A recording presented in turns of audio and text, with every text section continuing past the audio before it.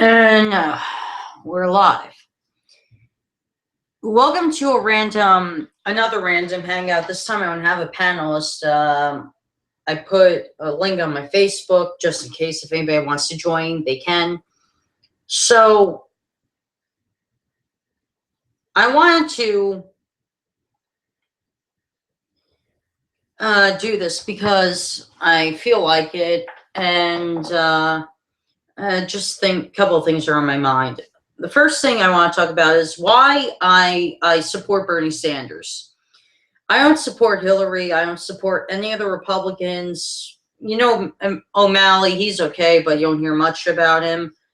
Look, the reason why I support Bernie Sanders is because he is the only honest candidate running, and he's the only honest candidate that actually makes sense of what's going on. And Bernie Sanders' politics aren't completely Democrat and aren't really completely Republican. He's kind of that honest middle that we need in a politician. He can see the benefits to Republican politics and the benefits to Democratic politics, and he can speak about policies, and he finds a way to make them work for everybody. You have Republicans and Democrats who are millennials saying, I like this guy, I want him to be my president.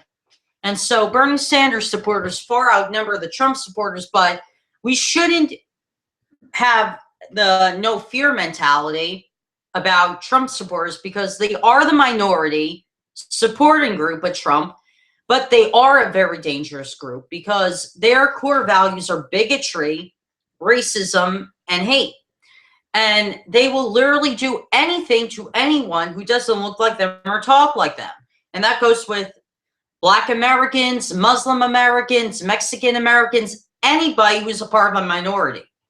So with that being said, let's kind of examine what Trump supporters think the way they do. And this is kind of complicated to do because you can't just say, let's examine their brains. Yeah, we're not a phony doctor like Ben Carson, but I don't really mean phony doctor, but here's the thing though. Trump supporters are chicken shits. No ifs, ands, or buts about it. They are legitimate chicken shits. They have their tails between their legs constantly. And not only do they have their tails between their legs, they're the type of people that are like, the government's going to take my gun. The government's going to take my gun. The government's going to take my gun. And they sit with their gun near the fucking window, waiting for somebody from the government to take their gun. I know, they're crazy. So these are Trump supporters. And so what makes them so dangerous? Well, first of all, is the threat of ISIS dangerous? Yes. People on both sides of the political spectrum do say that. And I'm saying that as well. ISIS, Al-Qaeda, and the Taliban, they're all fucking dangerous. We should watch our backs out for it. We should have eyes in the back of our asses watching these people. And we do. This is why we have our CIA, the FBI, and the military spying on them. But here's the truth, though. There's far more domestic terrorism here in America than there is than foreign domestic terrorists, than foreign attacks on America. More domestic terrorism. And I'm not talking about, something like 9/11. No. I'm talking about the Oklahoma City bombing. I'm talking about the Sandy Hook shooting. I'm talking about the San Bernardino shooting. You know what? That shit is domestic terrorism. And you don't hear the NRA say jack shit about it. The NRA says nothing. Nothing whatsoever. The NRA does not give a shit about America. In fact, you know where the ISIS gets their weaponry from? The NRA. You know where the United States gets their automatic weaponry from? The NRA. So when ISIS takes over spots where American armies left their material, like their tanks and their weapons, and yes, that does happen, the military does not make sure that the weapons and tanks are taken away from the locations. I'm not kidding. ISIS gets a hold of those weapons, and therefore the NRA supplies ISIS with weapons. So Jihadi John of the NRA, who's the head of the NRA, should be, arrested for giving ISIS weapons, but not going to happen. Because you have all these NRA nuts who are saying, we need more guns, we need more guns, we need more guns. We don't need more guns. Can these idiots wrap their minds around that whole fact that we don't need fucking guns? We have enough guns already. You know what? If you want a gun to protect yourself, if you live by yourself and you want a handgun if you think someone breaks in and you want your handgun just in case, I'm all for that. You know what? If I live by myself, guess what? I probably have a handgun myself. I probably keep it locked up in a way because, I would be a responsible gun owner. If I lived by myself, I probably would have a handgun as a protection thing. But here's the thing, though. I'm all for if you want a handgun for protection or a rifle for hunting, go ahead. Have your guns then. Make sure they're locked up in a safe place, though. But nobody needs an AK-47. Nobody needs a semi-automatic rifle. My God. These NRA members, though, these irresponsible gun owners who belong to the NRA, and don't get me wrong, there are responsible gun owners who belong to the NRA, like Whoopi Goldberg and many more responsible gun owners. This isn't about them. I actually respect them because they make sense. But here's the thing, though. These other people that want the semi-automatic weapons, they don't make sense, and they're too fucking dangerous. They are too fucking dangerous. They buy these guns off the black market. They do. The NRA has a black market. And I'm not making that up. There's the NRA, which we see, but then there's the other part of the NRA, which sells semi-automatic weapons. And that part, and that NRA black market is only accessible to the U.S. military. That's the only part of the NRA that the military is allowed to access for semi-automatic weapons. Because if you're in the military, you do need semi-automatic weapons. Their main priority is to kill people. But here's the thing. You have these people from the military who were caught selling these NRA black market weapons to people of the NRA, these irresponsible gun owners. And it all ties in. The NRA is at fault here. And the NRA does not get anything put against them. It's nuts. It's completely, absolutely crazy.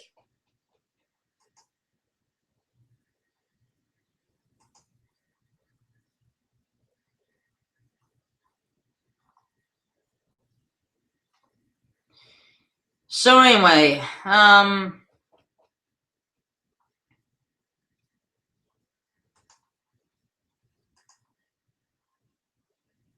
well, this is so far going smoothly, serious video-wise. I do want to bring up something important.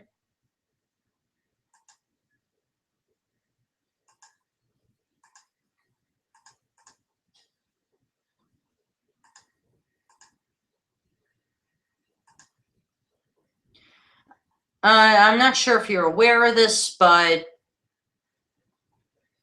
there's this thing that a lot of people seem to turn a blind eye to, and it's quite a shame, really. It's called the Zadroga Act. and Congress goes into recess the 19th, which is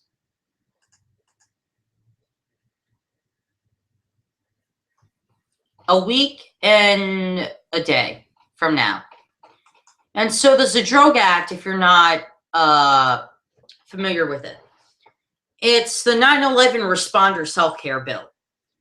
And this bill, I do have a passion for it. And I do have a passion for a lot of progressive things, and this is really progressive. So if you're not aware, the 9/11 responders who responded to the emergency calls during 9/11 in 2001 were told by city officials sometime after the attacks, after they've excavated the air, that the air was okay to breathe for them to go through the rubble, which wasn't true. And so these people got cancers and odd, uncurable diseases, and they're either getting sick or they are dying from these diseases. And some people got off lucky. Some people, they got some people got curable cancers like melanoma, and they're still alive. Luckily, they got very lucky. But others got, cancers which are not curable, and other people have died from it.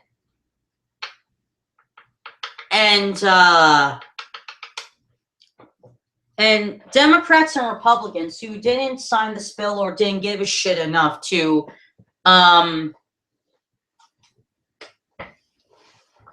mention the importance of it seem to have no problem, and Jon Stewart's right, they seem to have no problem with the whole never forget 9/11 tweets on 9/11. But then when you actually bring up the importance of the Zadroga bill, these people that didn't sign the bill seem to turn their faces and say, I have to go to a meeting. Look, don't use these people as political power, as Jon Stewart put it on The Daily Show Wednesday. Don't use these as political pawns so you could get fucking votes. That's sickening and embarrassing. And quite honestly, it's disgusting. I mean, 5.5 years ago, the Zadroga Act should have been passed already. When Jon Stewart had the panel of the 4 9/11 responders out of the millions from New York, that should have given enough fucking effort to these people in Congress and to say, yes, let's pass this bill. Let's give these people the health care they fucking deserve. But no, 5.5 years later, Jon Stewart has to talk about it again. It takes one person to change the world. And Jon Stewart has changed the world in positive ways more than once. But here's the thing. If Jon Stewart did a whole show back in 2008, why Wall Street executives should be arrested and one out of the many gets arrested, why then should 9/11 healthcare responders wait for their healthcare? Why? My friend Ethan said, we just gave up on these people, and we did. And that's the embarrassing part. If you look at the UK, if you look at Russia, Turkey, Australia, Greece, Ireland, anywhere else but America, you have these people who responded to disasters close to 9/11 in their countries. Every country's had some form of terrorist attack put on them, especially Paris in recent days. But here's the thing. These people did not give up on their first responders. They made sure they got the health care or whatever they needed after these attacks. Other countries seem to be ahead of America in more ways than one. And I know I have no viewers right now. Because you know what? People don't seem to give a shit. That's the thing. People don't seem to give a shit. And when I talk about serious topics, here and there I'll get people saying, yes, someone's speaking what I've been saying. But that hasn't happened recently because I have been doing YouTube for a while. And for a good reason. And since everything seems to be cooled off, I'm doing it again, but when I can. My days off of work, I do that. I'm going to do this. But look, seriously, people, come on. Let's not forget these responders. So tweet or write or whatever your congressman with hashtag worst responders. Because these people in Congress that didn't sign the bill who are Democrat and Republican, you can find their names out online. They are literally the worst responders in the world. They are. So, we're going to move on to something else.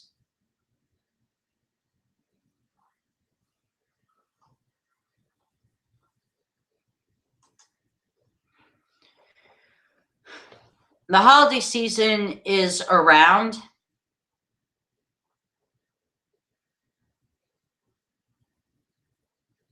And the Nostalgia Critic has a thing or two to say about Charlie Brown.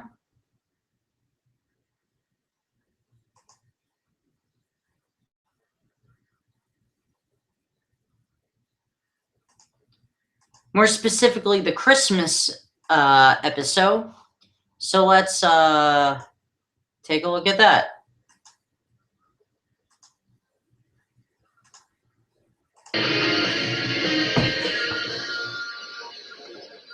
Hello, I'm the Nostalgia Critic. I remember it, so you don't have to. Some Christmas specials we watch because they're so well done that we love them. Others we watch because they're so odd and strange we can't help but love them. But every once in a while you get one that's kind of in between. One that you feel like a little effort went into, but somehow also a lot of effort went into. And the crowning champion of that is the Charlie Brown Christmas. Every year we watch this simple, sweet, but let's face it, kind of cheap short. While it's beloved by millions all over the world, there are some people who scratch their heads and simply say, I don't get it. Not the obvious message or the fact that it's supposed to be simple in its approach, but they don't get why this is a holiday classic. Why is their merchandise selling like mad for it every Christmas? Why does everybody show it to their kids? Why do people act like it's the greatest holiday special ever made with no problems at all? I'll admit, growing up, I liked Peanuts fine, but I got more into their other projects, like Snoopy Come Home or the Halloween special. Hell, even their second Christmas special I thought was actually a little bit more interesting than the first one. I just thought they had a lot more atmosphere and character to them. And while I didn't mind the original Christmas special, I'll admit I was kind of confused why everybody obsessed over it as well. What was the magic formula that seemed to win everybody over? And more importantly, as a lot of people are starting to ask, is it overrated? Well, first a quick rundown of the special. Charlie Brown is feeling very Charlie Browny as he wants to understand the true meaning of Christmas. He's told that by directing the Christmas pageant, he'll be forced to understand what the true meaning is all about, and under a time limit as well. As expected, he's not a very good director, unable to control his actors and also bringing in a very sickly-looking tree. But after Linus explains the very literal meaning of Christmas, quoting the Bible, everyone, including Charlie Brown, find the beauty in the tiny tree and make it up to look nice. And it just sort of ends there. Yeah, we never get to see the pageant. We have no idea if it goes well or not. It just sort of ends on them singing. That's it. To some, this would seem like lazy writing. Why have a pageant if you're never going to show it? Hell, even the things going wrong with the pageant are not traditionally funny. They just keep dancing while he shouts directions. And the fact that the acting's often stilted, the animation's obviously on a tight budget, and several segues with Snoopy, Schroeder, and others that tie in little to the plot. Hey, this is bad for the same reason a lot of our things we don't like are bad. So what are the elements that make people love it so much? Well, let's look at the technicals first. For example, the music. The music is wonderful, bringing a low-key but still very warm, jazzy feel to the entire thing. As soon as it opens and we hear a soft children's choir sing about the arrival of Christmas, it sets a very particular mood that signals from the very beginning it's not going to be like your typical happy, super energetic Christmas special. It's not bouncy or overly emotional, it's very mellow and calm. This music is such a staple at Christmas that even the Peanuts piano theme is played on the radio around this time. And that's in every Peanuts special, yet we still associate it with this one the most. We just sort of group it in with how good the rest of the music is. Next, let's talk about those detours, like Lucy forcing Schroeder to find the perfect song, or Charlie Brown just talking to himself about Christmas, or Snoopy just being Snoopy. A lot of these don't really further the plot that much, so why have it? Well, much like the Halloween special, it helps establish the environment of Christmas. We watch The Great Pumpkin every Halloween because they do all the things you're supposed to do on Halloween. Go trick-or-treating, bob for apples, make costumes. It's impossible not to think of the holiday. The Christmas special does this too, just in a different way. There's tons of specials that show Santa, opening gifts, hugging family, so this one decides not to go that route. It instead focuses on the mixed feelings children can have this time of year. During a holiday about loving and caring for people, it's easy to get lost in an emotional whirlwind. With all the charities and stories about the less fortunate, people forget there is a very grim side to the idea of Christmas, and the greatest Christmas specials always point that out. This one captures an element of childhood that not a lot of other specials do: the confusion. And not simple stuff you see in like Family Circus, like, oh, what does this word mean? I mean like emotional confusion. Childhood isn't all fun and games. It's a strange and uncertain time. And because we teach kids that Christmas is more than just Santa and presents, it forces their minds to venture to deeper and more thought-provoking places. That's what Peanuts usually got so well, the uncertainty. Sometimes there are clear answers, sometimes there aren't. We don't know why things never go right for Charlie Brown. It's just kind of what life throws at him. Which taps into another element of childhood that's rarely talked about in specials: cruelty. The other kids are relentless to him. They never let up. They are just so mean. And a lot of people would say, oh, those kids are just so mean to him. Why? But people forget they are judgmental. They are mocking. They do tease anything that's different. And since Charlie Brown is not your typical upbeat kid, of course they're going to make fun of him. But they're not just typical bullies. They're kids like any other kids. If they were bullies, that would make them very black and white and not as interesting. But every single one is relatable and has some aspect of childhood that you remember and probably happened in your childhood. Now, Charlie Brown's not happy about this, but he keeps going, hoping one day he'll find answers to all the questions he doesn't know, but is open to the very real probability that he won't. So he has to take comfort in the little things, like the optimism of not getting his kite wrecked, or one day being able to kick the football, or a tiny tree that can be seen as beautiful. And it wasn't until I really thought about that tree and embracing its simplicity that I realized that's what I'm doing with this special. When the animators finished making this, they showed it to the studio and they hated it. They thought it wasn't going to work at all and it was awful, but they already paid for it, so might as well run it. But because it was so simple and so different from anything else that was on TV, people really enjoyed it. And afterwards, the studio just shrugged and said, what do we know? It's like the studio was all the kids that were making fun of the tree, and the tree itself was this special. Remember when I was talking about how you never see the pageant go on in this? Well, maybe the reason is because you're watching the pageant right now. Think about it. Literal kids, many of them amateurish, giving wooden performances against simple backgrounds with piano music talking about the meaning of Christmas. This is a Christmas pageant, just on TV. And the same way you admire the effort and simple love that goes into a pageant, the same way you admire this. Even when Linus states the very obvious meaning of Christmas, he cues the lights, talking to an audience that isn't there. Look at it. Nobody's in those seats, so where's the audience? Well, it's us. We're the parents of this well-meaning special. And while the message is very clear about not letting marketing get in the way of the true meaning, people forget this came out in 1965, and this was not a common message yet, especially for younger kids. Even The Grinch, which came out a year later, focuses more on Christmas not being about materials. This directly says it's not about advertising, being much more specific than most specials were at the time. Even the quoting of the Bible, this was seen as kind of a daring thing to do. You didn't see this in many Christmas specials, surprisingly. Again, especially for children. But that's exactly why they did it, because nobody else was. And I think that's what people relate the most to with this special. There's no bullshit about it. Every production has some manipulation in order to make you feel something, but this one covers it up less than the others. It's not trying to dazzle you with big songs, grand animation, or hilarious jokes. It's letting you appreciate how much you can get with so little. The same way Charlie Brown found a lot of worth in a seemingly simple tree, the same way we find a lot of worth in a seemingly simple special.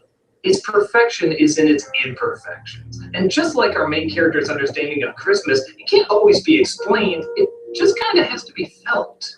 It would have been so easy if Linus quotes the Bible and Charlie Brown goes to a nativity scene and they all sing around that. But no, he's taking what Linus said and applies it. He's inspired by the story of beauty coming from such simple places, and he goes to prove that with the tree. In doing so, his simple act inspires the rest of the kids to see that same beauty and apply it themselves. We all see nutjobs quote their religion but never actually follow what they preach. Say they're supposed to be kind to others but be really mean-spirited and judgmental instead. This is showing the importance of following through with your actions. Not just saying it, but actually practicing it. Putting it to use in real life. Shit, this is really good! It's really good because it does everything in its own simple way, and it's a way we're not used to on Christmas specials, but we can still very easily relate to. Is it going to win everybody over? No, but it's not supposed to. Some people will find great joy in its simplicity, others will want something more challenging and complex, and there's nothing wrong with that. You can find that in the Arthur Christmas or the Christmas carols or whatever. But to its credit, I think there's more to this special than meets the eye. Just like there's more to Christmas than meets the eye. It isn't just about spreading the story of Christmas, it's about practicing it yourself.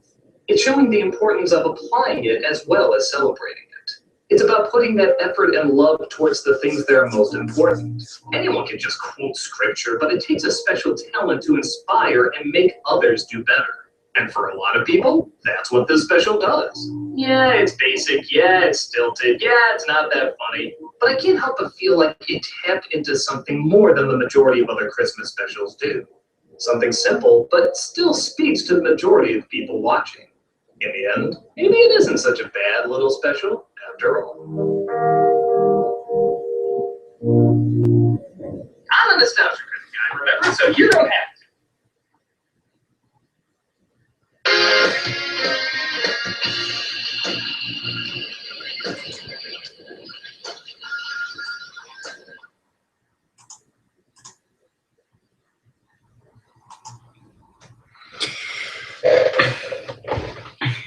Well, so the nostalgia critic actually praises Charlie Brown Christmas special. Look, I've always loved the Charlie Brown Christmas. I've always loved Great Pumpkin Charlie Brown. I've always loved those peanut specials, especially the Christmas one, because first of all, as I get older, I'm going to be 22 on March 20th in 2016.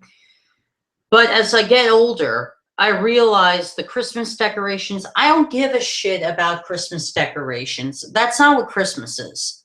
Christmas is spending time with friends and family. That's what Christmas is, all together. And it's not about the decorations. It's not about the presents. It's about helping others, and it's about spending time with those we love. That's what Christmas is about.